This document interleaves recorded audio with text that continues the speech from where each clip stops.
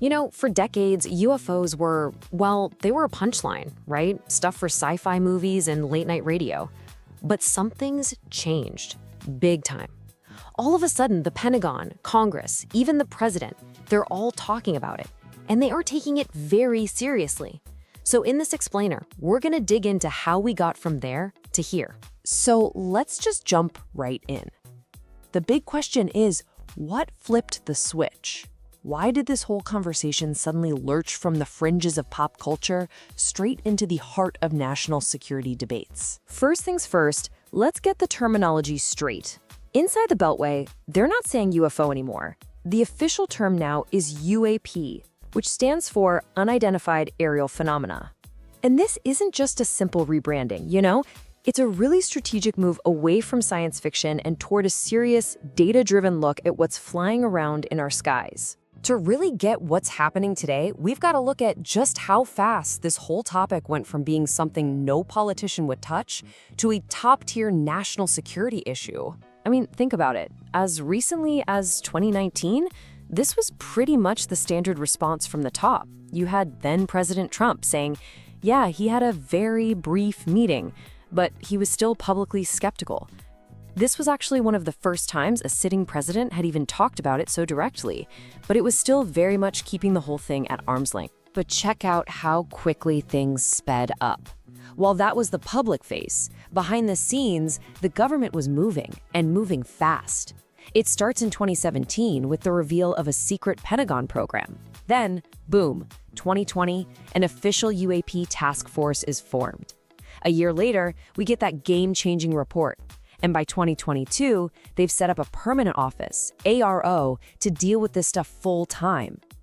That is a massive institutional shift in just a few years. But, you know, creating new government offices is one thing. The real shift happened when they actually started to collect and systematically analyze the data. So, that 2021 report from the Office of the Director of National Intelligence, the ODNI, that was the moment everything changed. It dug into 144 reports, mostly from our best military pilots. Now get this. Out of all 144 of those sightings, they could only explain one of them with high confidence. Just one. Let that sink in for a second. To try and make sense of it all, the government came up with these 5 official buckets to sort the sightings into. You've got your obvious stuff, right? Airborne clutter. Think plastic bags or drones. Natural atmospheric phenomena, like ice crystals. Then it gets serious. Secret US tech, and crucially, foreign adversary systems from countries like China or Russia. And then there's bucket number 5, other. Now, before we all get carried away with what other might mean, it's really important to stay grounded here. A ton of these sightings do have perfectly normal explanations. And one of the biggest culprits, you guessed it, balloons. And the 2022 report from that new AARO office really drives this home. They looked at hundreds of new cases, and yeah, almost half of them turned out to be balloon-like objects.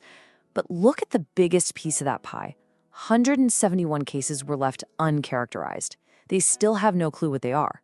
So even as they're solving some cases, that pile of genuine unknowns, it's actually getting bigger. And that foreign adversary category isn't just some theory, it's very real. Remember that Chinese spy balloon that drifted across the entire US in 2023? Well, that whole thing was initially tracked under the UAP umbrella. It's a perfect example of why the Pentagon is pouring resources into this.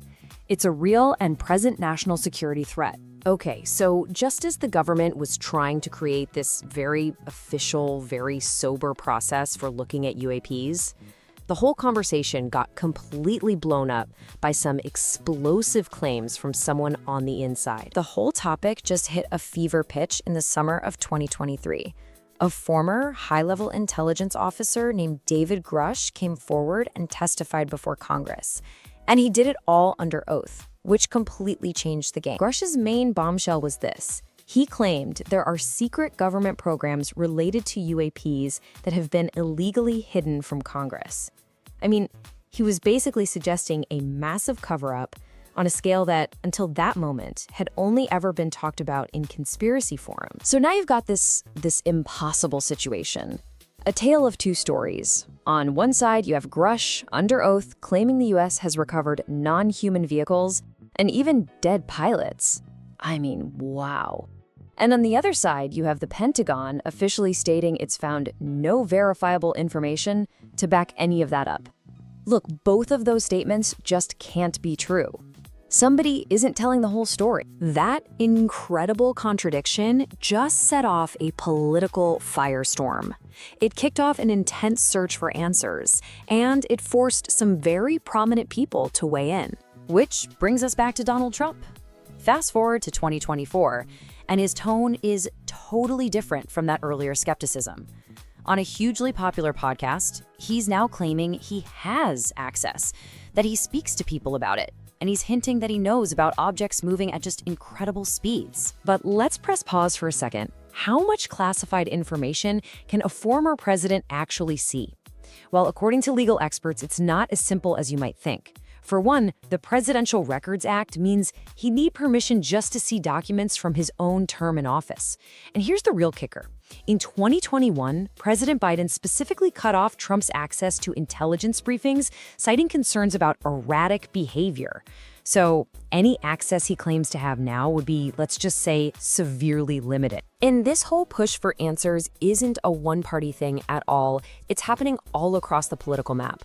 You have people like former Congresswoman Tulsi Gabbard, for instance, who has said she wants way more transparency, promising to share whatever the truth is with the American people. So, after all the Pentagon reports, the congressional hearings, and the wild political drama, where does that actually leave us? This right here is the single most important thing to understand. The entire debate has shifted. The US government is no longer arguing about if there are things in the sky they can't identify. That's a fact. That's a given now. The official, funded, urgent question has become, what are they? And that leaves us right here with the ultimate question. Is this massive government-wide effort just about finding advanced foreign drones, or maybe it's about better understanding strange weather patterns? Or, as the whistleblowers claim, and that mysterious other category allows for, is this a hunt for something else entirely? The only thing we know for sure is that the search for the truth has really, truly just begun.